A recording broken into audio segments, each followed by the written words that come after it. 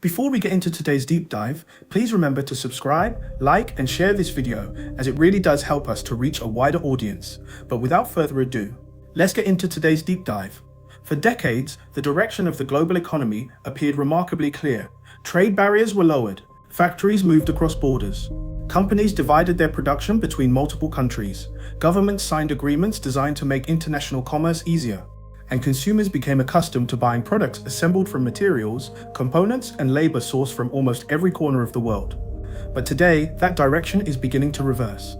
The United States has imposed a new round of tariffs affecting goods from 60 trading partners, with additional duties generally set at either 10 or 12.5%. The measures cover the overwhelming majority of American imports, although strategically important products, including certain energy supplies, fertilizers, raw materials, and critical minerals, have received exemptions.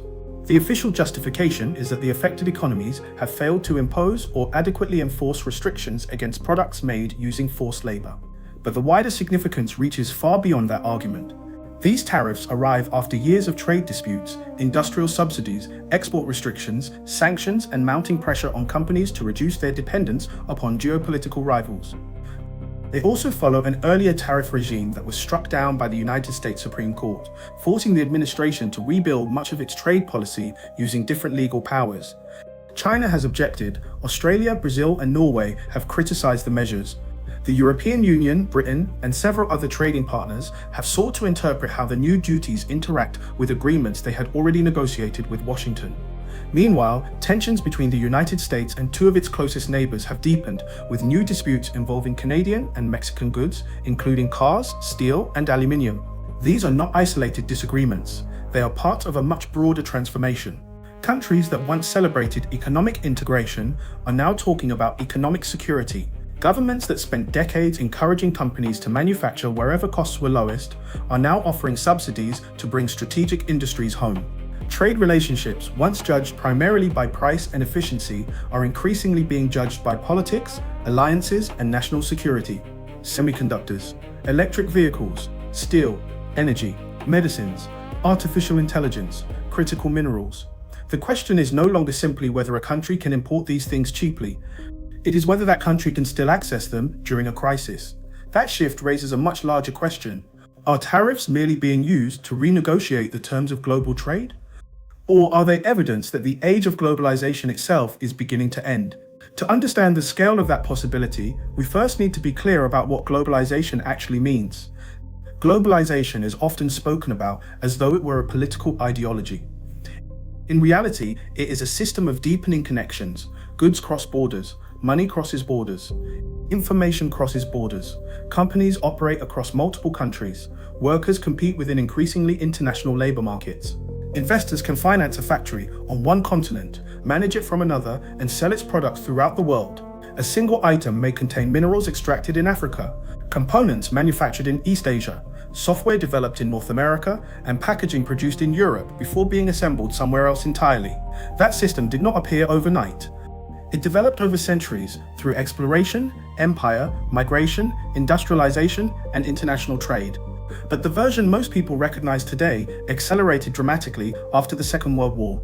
Governments sought to avoid the economic nationalism and retaliatory trade barriers that had helped deepen instability during the 1930s. New international institutions were established. Trade agreements expanded, tariffs were gradually reduced, transport became faster and cheaper. Communications technology allowed businesses to coordinate production across enormous distances. Then came one of the most important inventions in modern economic history, the standardized shipping container. Before containerization, cargo had to be loaded and unloaded piece by piece. It was slow, expensive, labor-intensive, and vulnerable to theft and damage. Standard containers allowed goods to move efficiently between ships, trains, and lorries without being repeatedly unpacked. Ports became faster. Shipping costs fell. International production became more practical. Companies no longer needed every stage of manufacturing to take place in the same country. They could place each part of the process wherever it appeared most efficient.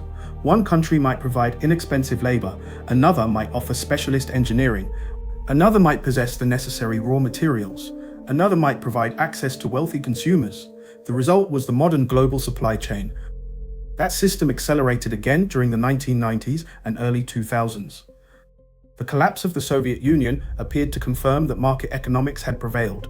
The World Trade Organization was created to provide common rules for international commerce. Regional agreements expanded across Europe and North America.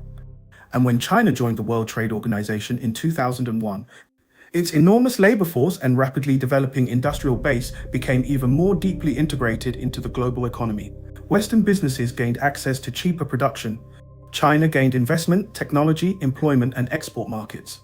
Consumers gained products at prices that might otherwise have been considerably higher. Corporate profits grew.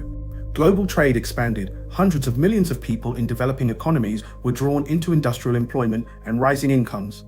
But those benefits were not distributed evenly. When companies moved production abroad, some communities gained cheaper products while losing well-paid industrial jobs.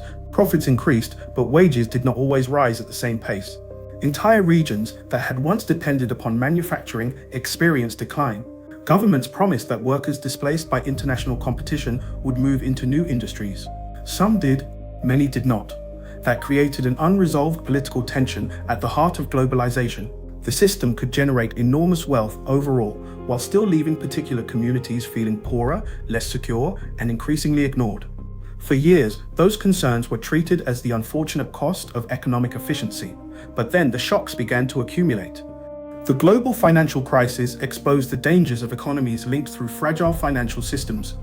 Trade disputes between the United States and China revealed how quickly commercial relationships could become political weapons. The pandemic brought factories to a standstill, closed ports, and left countries competing for masks, medicines, computer chips, and basic medical equipment. Russia's invasion of Ukraine forced governments to confront the consequences of depending upon an adversary for energy.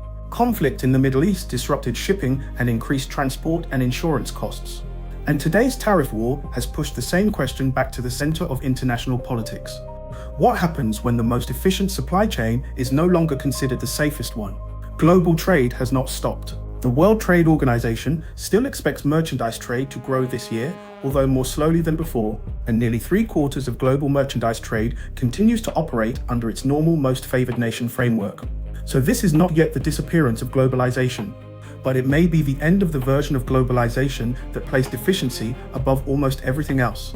Because the world is no longer asking only where something can be produced most cheaply, it is asking who produces it, where it comes from, whether that country can be trusted, and what happens when the next crisis arrives. That change in thinking has produced a new set of terms that now appear regularly in government speeches and corporate strategy meetings. Reshoring, nearshoring, friendshoring, de-risking, they all describe different attempts to redesign global supply chains. Reshoring means bringing production back to the country where a company is based. Nearshoring means moving it closer to the final market. Friendshoring means relying more heavily on countries considered politically dependable. De-risking is broader. It does not necessarily mean ending trade with a rival altogether. It means reducing dependence in areas where disruption could threaten national security or economic stability. On paper, this sounds sensible. A country that manufactures more of its own medicines, computer chips, or military equipment may be less vulnerable when international supply chains fail. A company using several suppliers across different regions may be better protected than one, depending entirely upon a single factory. But resilience comes at a price. The cheapest producer is not always located nearby. Building additional factories requires investment. Maintaining spare capacity costs money. Using multiple suppliers can make production more complicated. And if tariffs increase the price of imported materials, domestic manufacturers may face higher costs even when the policy is intended to help them. That is why tariffs are so politically attractive and economically controversial. A tariff is effectively a tax placed on imported goods. The importing company normally pays it when the product enters the country.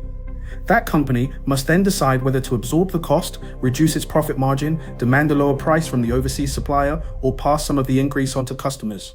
In practice, the burden can be shared across businesses, exporters, workers, and consumers. But tariffs are not simply about collecting revenue. Governments use them to protect domestic industries, punish trading partners, influence negotiations, or make foreign products less competitive. Supporters argue that without protection, important industries can be destroyed by subsidized imports, lower labor costs, or unfair trading practices. They point out that free trade is not truly free when governments heavily support their own companies, restrict foreign access, or use state power to dominate strategic markets. Critics respond that tariffs can shield inefficient businesses, provoke retaliation, and increase prices without guaranteeing that domestic production will return. Both arguments contain some truth. A carefully targeted tariff may give a developing industry time to grow. A broad tariff imposed across thousands of products may create costs throughout the economy that are far harder to control. The outcome depends upon what is taxed, how long the measure remains, whether alternative suppliers exist, and how other countries respond. History provides a warning about what can happen when protectionism becomes retaliatory. During the early 1930s, the United States introduced the Smoot-Hawley tariff, raising duties on thousands of imported products. Other countries retaliated. International trade contracted sharply during a period when the global economy was already suffering from the Great Depression. Economists continue to debate precisely how much the tariffs worsened that crisis, but they are widely remembered as an example of how attempts to protect one economy can deepen problems across many. Today is not the 1930s. Financial institutions are different. Supply chains are more sophisticated. Governments have more tools available to manage economic shocks, and the latest American measures contain exemptions designed to prevent immediate disruption to crucial imports. But the basic danger remains. One tariff encourages another. One subsidy encourages a competing subsidy. One export restriction prompts another country to search for leverage of its own. Before long, trade policy stops being primarily about economics and becomes another arena for geopolitical competition. That process is already visible in the relationship between the United States and China. For decades, the two economies became deeply connected. American consumers bought Chinese manufactured goods. Chinese factories relied upon Western technology and international markets. China invested heavily in industrial capacity. Western companies built supply chains around its scale, infrastructure, and increasingly skilled workforce. The arrangement produced extraordinary volumes of trade. It also created extraordinary dependence. China became a dominant producer of solar panels, batteries, processed critical minerals, electronics, and many manufactured components. The United States remained central to advanced software, finance, aerospace, and leading semiconductor design. Taiwan became indispensable to the production of the most advanced computer chips. Europe retained strengths in industrial machinery, chemicals, and specialist manufacturing. Rather than one country controlling everything, the modern economy developed a series of highly concentrated dependencies that worked while commercial relationships remained stable. It became far more concerning once governments began viewing those dependencies as potential weapons. The United States restricted China's access to advanced semiconductor technology. China imposed controls on selected critical minerals and technologies. Both sides expanded subsidies for domestic manufacturing. Companies began shifting some production towards Vietnam, India, Mexico, and other locations. Yet this has not produced a clean separation. Global supply chains adapt more easily than they disappear. A product previously exported directly from China may now pass through another country. A company may assemble goods elsewhere while still relying upon Chinese components. Manufacturing may move, but the raw materials, machinery, or processing expertise can remain concentrated in the same place. This is why the word decoupling can be misleading.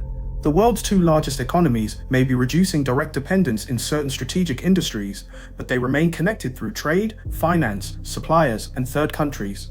The WTO says American imports from China fell sharply during 2025, while China redirected more exports towards Asia, Africa, and Latin America. At the same time, almost 3/4 of world merchandise trade still operated under the WTO's ordinary non-discrimination framework by early 2026. That suggests globalization is not simply collapsing, it is being reorganized. Trade is increasingly following political relationships. Countries are seeking multiple suppliers rather than the single cheapest one. Regional production networks are becoming more important. Businesses are building additional inventory and accepting some inefficiency in exchange for greater security. The result may be a world that remains internationally connected, but is divided into competing economic blocs, one centered upon the United States and its allies, another shaped by China and its trading partners, and a large group of countries attempting to work with both without becoming permanently attached to either. For emerging economies, that transition presents opportunity as well as danger. India, Vietnam, Mexico, Indonesia, and others may attract manufacturing that companies no longer want concentrated in China. African and Latin American countries may gain investment as major powers compete for minerals, markets, and political influence. But being positioned between rival blocs can also create pressure. Governments may be asked to choose technology standards, payment systems, telecommunications providers, defense relationships, or preferred trading partners. Economic neutrality becomes harder when trade and national security begin merging. Businesses face the same problem. A company may discover that the most efficient supplier is located in a country now subject to tariffs or export controls. A factory built to serve one market may no longer qualify for favorable access. A technology firm may be prohibited from selling its most advanced products to particular customers. Long-term investments become more difficult when trade rules can change with elections, court decisions, or diplomatic disputes.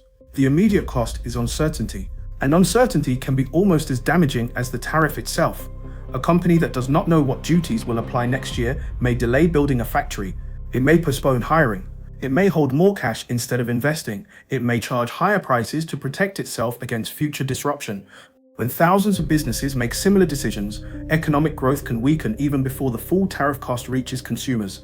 The latest WTO outlook still anticipates global merchandise trade expanding during 2026, but at a slower rate than the previous year.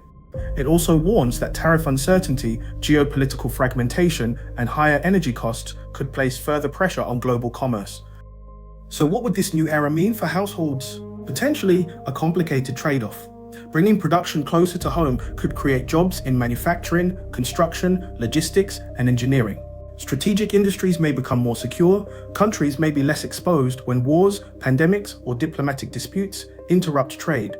But production in higher cost economies can also make some goods more expensive. Consumers may pay more for cars, electronics, clothing, or household equipment.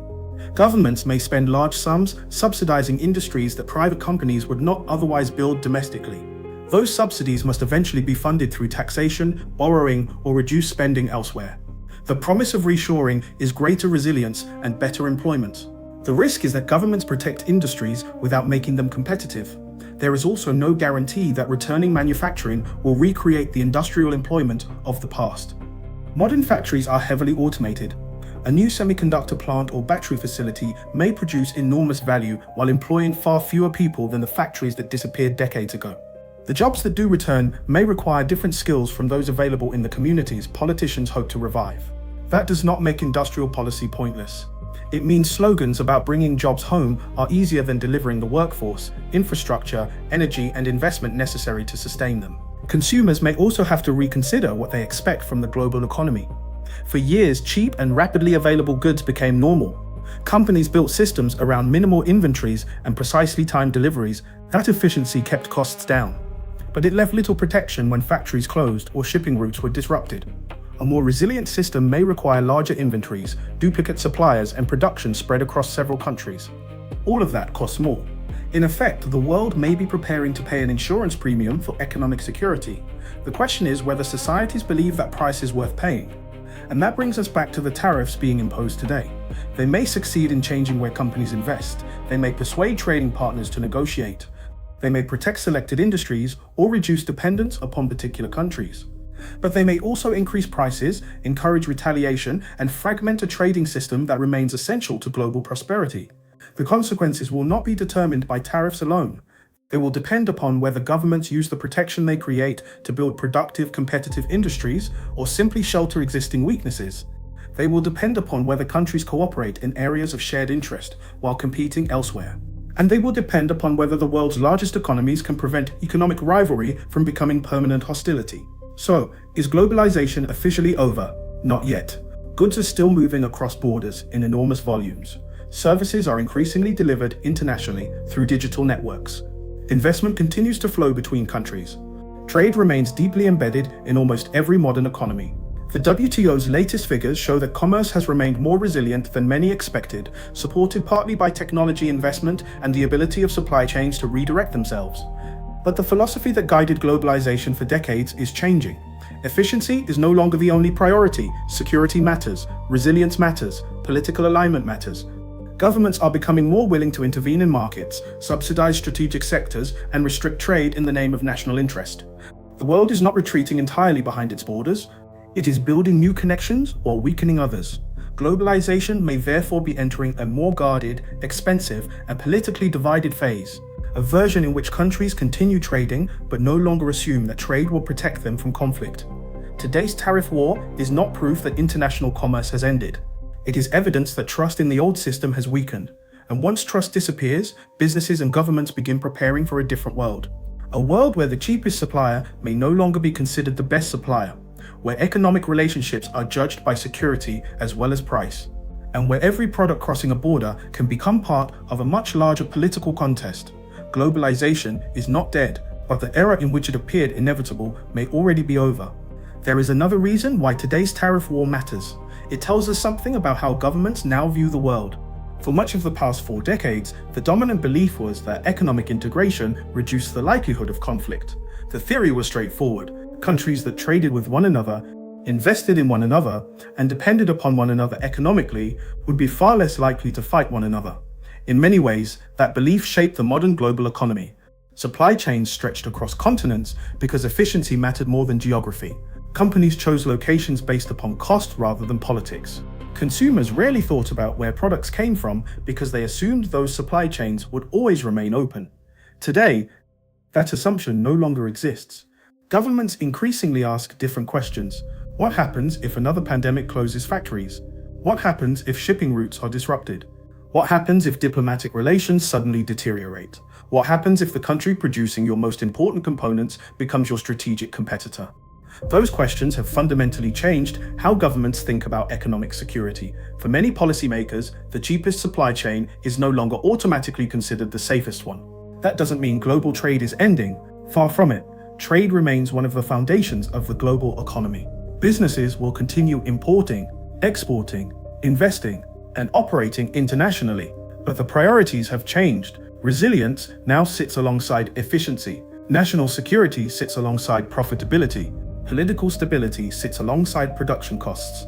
That shift may become one of the defining economic stories of the 21st century, not because countries have stopped trading, but because they're becoming much more selective about who they trade with, what they trade, and how dependent they allow themselves to become. Perhaps that's the real lesson behind today's tariff announcements. The tariffs themselves are important. They will affect businesses, consumers, governments, and international trade. But they are also a symptom of something much bigger. They suggest that many of the world's largest economies are quietly preparing for a future that looks very different from the one they spent decades building. A future where supply chains are shorter, strategic industries are protected, critical manufacturing is brought closer to home, and economic relationships are increasingly shaped by geopolitics rather than purely by price. Whether that ultimately proves to be the right decision remains uncertain. Supporters argue that it will create stronger, more resilient economies capable of withstanding future crises. Critics warn that it could increase prices, reduce competition, and slow global economic growth. History offers examples supporting both arguments. And that's precisely why this debate has become so important, because there isn't a simple answer. There rarely is when economics, politics, and national security become intertwined. But one conclusion does seem increasingly difficult to ignore. The world is changing. Not dramatically overnight, but steadily, quietly, almost imperceptibly. The economic model that dominated the final decades of the 20th century is being questioned more openly than at any time in recent memory. Governments are intervening more.